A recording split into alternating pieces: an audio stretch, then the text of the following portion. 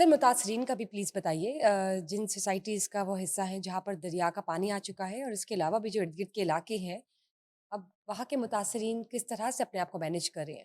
अच्छा, ये आप जो हाउसिंग सोसाइटी मुतासरा हाउसिंग सोसाइटीज़ की बात कर रहे हैं, इसमें 2-3 डेवलपमेंट हैं, वो मैं आपसे शेयर करूँगा। एक तो प्लीज़। ख्वाजा आसिफ काफ़ी बोले हैं इसके ऊपर असेंबली में भी और उसके बाद जो है वो एक निजी टीवी पे भी उन्होंने एक इंटरव्यू भी दिया है। उसके बाद चेयरमैन रूडा जो है इमरान अमीन, ये बड़े मीडिया शायर रहे हैं हमेशा, लेकिन वो अब मंज़र आम पे हैं और वो मुसलसल जो है वो भी बात कर रहे हैं इमरान अमीन। अब इन दोनों हज़रात की मैं एक तो आपसे गुफ्तगू शेयर करता हूँ, उससे पहले मैं थोड़ा-सा रूडा के हवाले भी बताता हूँ कि रूडा प्लीज़। कहाँ से शुरू हुआ और ये प्रोजेक्ट था क्या और ये मामला क्या है? ये एक दूसरे के ऊपर डाल रहे हैं, रूडा सोसाइटियों पे असल डाल रहा है, हकीकत। सोसाइटियाँ रूडा पे डाल रही। असल में सबसे पहली बात तो ये है कि इन हाउसिंग सोसाइटी के जो मालकान हैं, इन्होंने अपनी लालच के लिए और अपना पेट भरने के लिए इन्होंने बड़ी ज़्यादती की।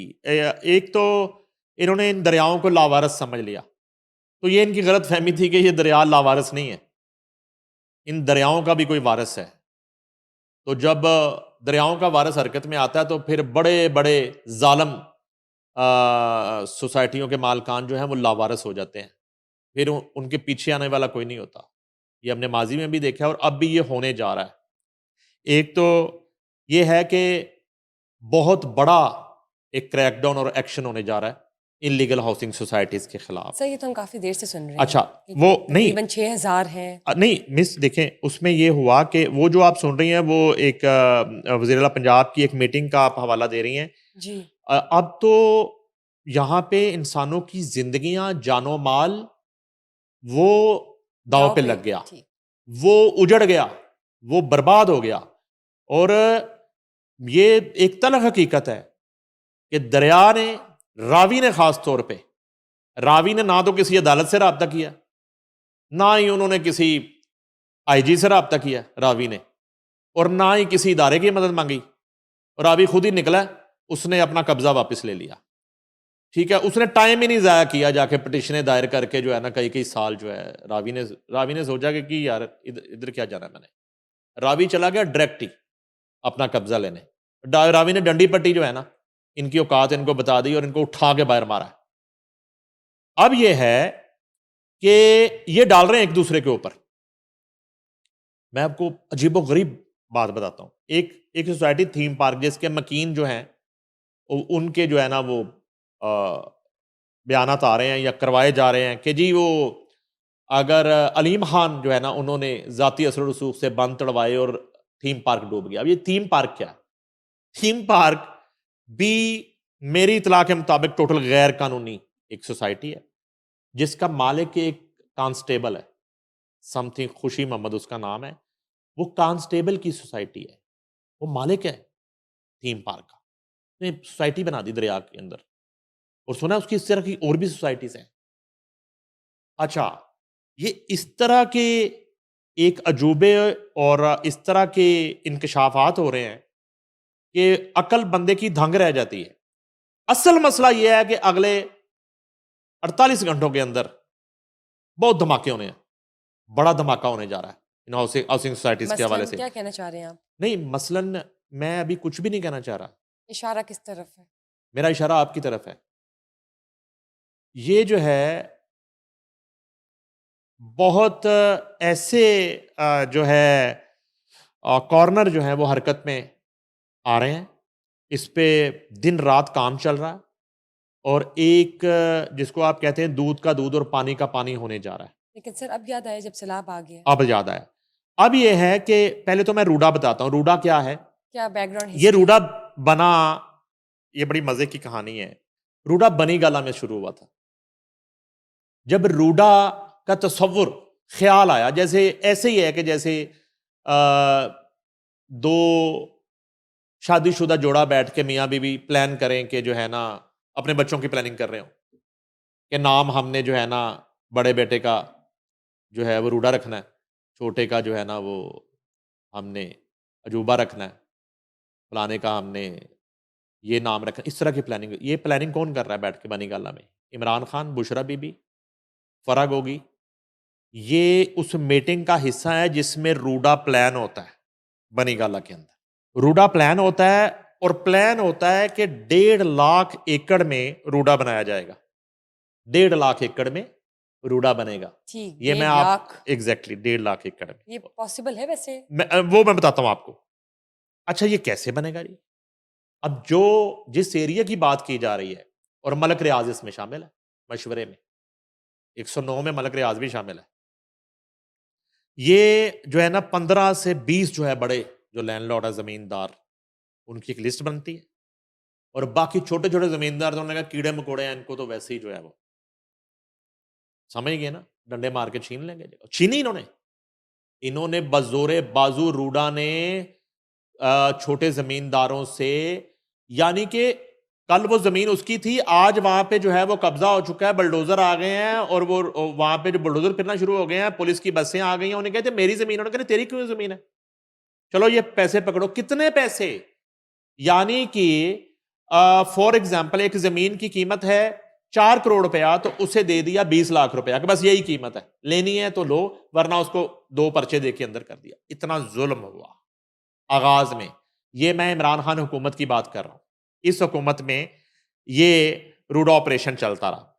अच्छा, इमरान खान साहब जो हैं साबिक वजीर आजम, उनके एक दोस्त हैं समथिंग कोनिया शाह इनका नाम। ये दुनिया के नामवर अर्बन डिजाइनर है, आर्किटेक्ट है।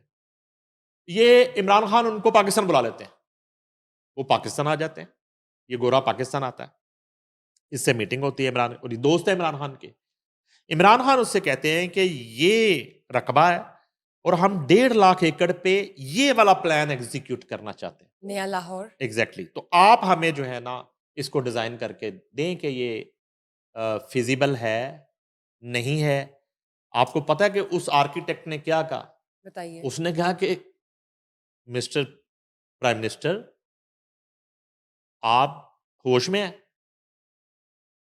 उसे भी शक होगा उस वक्त होश में है कि नहीं है। तो उन्हें क्या ये मुमकिन ही नहीं है, आप क्या बात कर रहे हैं? उन्हें क्या ये जो आप डिजाइन आपने मेरे सामने रखा है, जो डिजाइन आप चाह रहे हैं, और ये आपके जो मशीर मलक रियाज साहब बता 1.5 रहे हैं, लाख और ये एकड़ बीबी पे। फराग होगी जो उछल उछल के मुझे बता रही है, ये तो मैक्सिमम मैक्सिमम 2.5 से 3,000 एकड़ पे ये एग्जीक्यूट हो सकता है, या मैक्सिमम 4,000 एकड़ तक एग्जीक्यूट हो सकता है।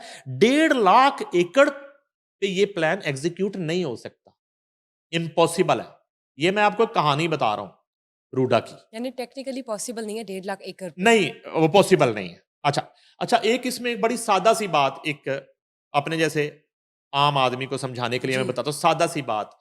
ये पता कौन सी जमीन है सारी? ये बताइए। सारी जरई जमीन है बुशरा, जहां से एग्रीकल्चर लैंड। पूरा लाहौर जो है, जहां की सब्जियां खाता है। ये जो सब्जियां जो है आप जाके खरीदती हैं, आपने तो खैर खुद कभी खरीदी नहीं होगी सब्जी, ये जो आलू है, टमाटर है, प्याज है, वाइप आउट कर और रहे हैं इसको। ये तमाम जो ज़रई एरिया है, उसको जो है ना आप उसमें सिटी में बदल रहे हैं, जिसमें आप प्लाजे बनाएंगे, जिसमें आप जो है ना वो यानी बिल्डिंगें बनाएंगे, इलीगल और जिसमें इलीगल आप प्रोजेक्ट। हाउसिंग सोसाइटियां बनाएंगे। और ये कम अज कम जो है 149 के करीब हाउसिंग सोसाइटीज शुरू की, 149। आप तो 2 सोसाइटियों को लोग रो रहे हैं। एक वो पीटीए ब्रिगेड जो है वो पार्क व्यू पे चढ़ा हुआ है, और उधर अब वो थीम पार्क निकलना शुरू हुआ है। और अभी इमरान अमीन ने 2 नाम और बताए, फरखाबाद और सईद पार्क, जो वो भी टोटल इसी की इलीगल मद है। में। हाँ जी हाँ जी, मैं बताता हूँ आपको। अच्छा, उसमें मिस ये हुआ कि इन्होंने जो है ये खाली करवानी शुरू कर दी, ज़रई ज़मीनें लोगों से डंडे के जोर पे छीनने शुरू कर दी। वकार ए शेख, एडवोकेट हाई कोर्ट, अगर आपको कोई मौका मिले तो आप उनका इंटरव्यू ज़रूर करें। वो मुतासरीन के वकील हैं रूडा के। मैंने उनका इंटरव्यू किया, मैंने उनके साथ शो भी किया। तो ये वो कहानी आपको सुनाएंगे, और फिर उन मुतासरीन की एक लिस्टें हैं हमारे पास मौजूद हैं, रूडा के जो मुतासरीन। आज सलाम मुतासरीन तो आज आए हैं ना, पहले तो रूडा के मुतासरीन है। पहले रूडा ने इसी पार्क व्यू में ऑपरेशन किया था, लोगों को ऑपरेशन याद ही नहीं है। वो मिफ्ता का कोई इंटरव्यू कर रहा था, जर्नलिस्ट, उसने कहा जी ऑपरेशन को हुआ था, हम कहे मुझे तो याद भी नहीं ऑपरेशन। अब हमसे पूछना कि ऑपरेशन क्या हुआ था, क्यों हुआ था। असलम मियां असलम इकबाल को क्यों चेयरमैन एलडीए लगाया गया था, यानी कि उसका ताल्लुक ही नहीं है। चेयरमैन एलडी सिर्फ एक प्रोजेक्ट के लिए लगाया गया, पार्क व्यू के लिए, इसको बिल्कुल नेस्तो नाबूद करना है। और एसएम इमरान उससे पहले और उसके बाद जो है नीचे डीजी लगाया जाता है आमिर खान, और परवेज़ लाई जब वज़ीर-ए-आला बन जाते हैं उस्मान बुज़दार के बाद, तो ये सिलसिला तब तक जारी रहता है इन ऑपरेशंस का और चीज़ों का। तो आपकी तो हुकूमत थी, तो आप इस मंसूबे को बिल्कुल उस वक़्त पैक कर देते। आपको कौन रोक सकता था? किसने रोका आपको? क्यों आपने एक इल्लीगल मंसूबा प्रोजेक्ट उस वक़्त छोड़ दिया था? अगर बकौल आपके वो इल्लीगल है। आज जो आज मैं आपको एक और बात बता देता हूँ कि इस वक़्त हो ये रहा है, ये खबर दे रहा हूँ मैं आपको। इस वक़्त हो ये रहा है कि अलीम खान के मुखालफिन और मुतासरीन इकट्ठे हो गए हैं सारे। और मियाँ असलम इकबाल जो है, वो इस वक़्त उस टीम में शामिल है जो इन सबको लीड कर रहे हैं खुफिया तौर पे। रूडा के लोग उसमें शामिल हैं। और अगर खुफिया तौर पर करे तो फिर मालूम कैसे है आपको? बुशरा वो ओपनली नहीं आ सकते ना, मफरूर है ना, लेकिन यानी कि मफरूर है ना। कम्युनिटी में ये बात मालूम है कि ही यानी कि इज़ आज लीडिंग। अगर वो एक प्लान करते हैं कि उन्होंने इस सोसाइटी के खिलाफ या उसके मालिक के खिलाफ या उसके घर के बाहर जो है कुछ 2000-3000 बंदा इकट्ठा करके मुजाहरा करना है, तो उस मुजाहरे को मियाँ असलम इकबाल ने आके लीड तो नहीं करना ना, मैं ये कह रहा हूँ। वो ठीक। कहीं बैठ के उनको यूनाइट कर रहे हैं ना। फिर फिर मीडिया हाउसेस को, और मुझे ये भी पता है कि मीडिया हाउसेस तो मेरे मुंह से निकल गया, तौबा, या अल्लाह मुझे माफ करना, मैं माफी चाहता हूँ। मीडिया हाउसेस का जिक्र किया, वो तो है ही नहीं इस मुल्क में। मीडिया का तो तस्वुर ही नहीं है। ये आपने देख लिया किसी मीडिया सर चैनल पे, ऐसे क्यों कह रहे हैं आप? आपको किसी मीडिया चैनल पे आपको किसी सोसाइटी का जिक्र नहीं मिलेगा। तौबा, सर ऐसा मैं भी क्यों कह तौबा रहे हैं कर आप? लूँ, या तो अभी तो कानों को हाथ लगाएं, आप कानों को हाथ लगाएं।